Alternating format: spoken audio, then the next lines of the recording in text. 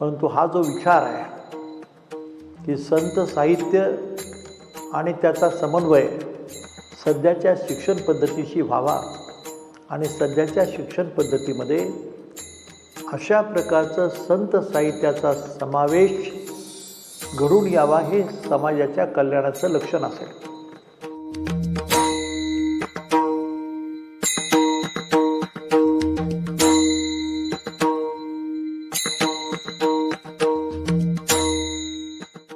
विज्ञान आणि अध्यात्माचा समन्वय आणि त्याच्यामध्ये संत साहित्याचा मुख्य विषय आहे.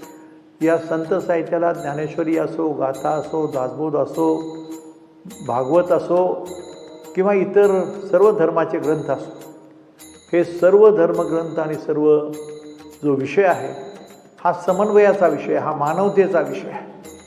सर्व धर्मग्रंथ हे जीवनग्रंथ हे सिद्ध करणारा विषय आहे की हा जो वेबिनार किंवा सेमिनार आहे की ज्याच्यामध्ये आपल्याला वैश्विक किंवा वारकरी किंवा वैष्णव साहित्य आणि विज्ञान याचा समन्वय साधण्याचा एक विनम्र प्रयत्न आहे की याच्यामधून एक चांगली दिशा मिळावी.